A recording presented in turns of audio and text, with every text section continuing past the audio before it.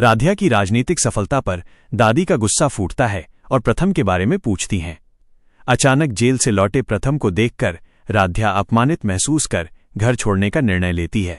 दादी उन्हें अलग करने में सफल होने का भ्रम पालती हैं, लेकिन प्रथम अपनी पत्नी के बलिदान को याद रखता है।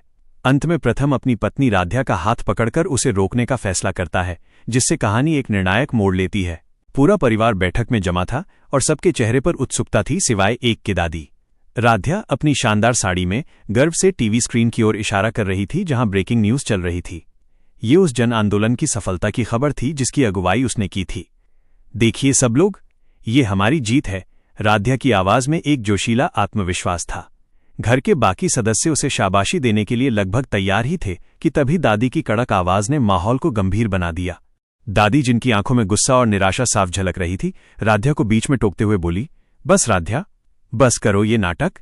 तुम्हारे इस आंदोलन और तुम्हारे नाम से हमें रत्ती भर भी फर्क नहीं पड़ता। दादी ने हाथ के इशारे से टीवी बंद करने को कहा और उनकी तीखी नजरें राध्या पर टिक गईं। उनका लहजा इतना कठोर था कि राध्या का उत्साह पल भर में मुरझा गया। ये सब छोड़कर ये बताओ कि प्रथम कहाँ है? पूरे कमरे में एक भयानक सन्नाटा छा गया। राध्या कुछ कह पाती इससे पहले ही दरवाजे पर आहट हुई।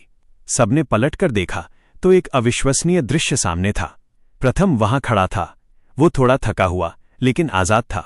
उसके एक हाथ को गौरी ने कसकर पकड़ा हुआ था, जो शायद उसे सहारा दे रही थी, क्योंकि वो अभी अभी सलाखों के बाहर की दुनिया में लौटा था। उसे देखकर सबकी सांसें थम गईं। प्रथम ने दादी की ओर देखा।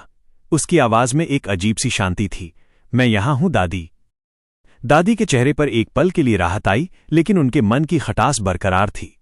जैसे ही प्रथम अपने परिवार के करीब आया, राध्या के मन में पुरानी यादों का सैलाब उमड़ आया। उसे याद आया कि कैसे कुछ दिन पहले इसी घर में, इसी जगह पर दादी ने उसे घर से बाहर निकाल दिया था, कैसे उसके सम्मान को ठेस पहुंचाई थी। उस अपमान की कसक अभी भी उसके दिल में बाकी थी।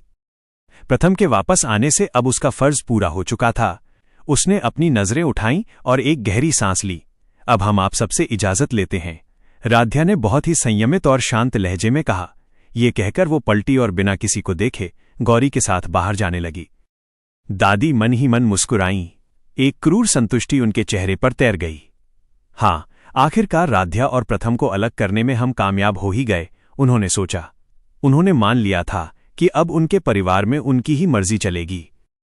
लेकिन दादी ये भूल गईं कि प्रथम अब पहले वाला नहीं रहा था। जेल की सलाखों के पीछे रहने के दौरान उसे एहसास हो गया था कि उसके लिए असली संघर्ष किसने किया। वो जानता था कि उस अंधेरी दुनिया से बाहर आने के पीछे सिर्फ और सिर्फ राध्या का हाथ है। उसने अपनी पत्नी को संघर्ष करते देखा था, अपमान सहते देखा था, और ये भी देखा था कि राध्या ने उसके लिए बहुत कुछ किया है। राध्या जब दहलीज पार करने ही वाली थी, तभी प्रथम का हाथ उसके हाथ तक पहुंच गया। उसने राध्या का हाथ पकड़कर उसे रोक लिया। राध्या ने चौंककर प्रथम की ओर देखा।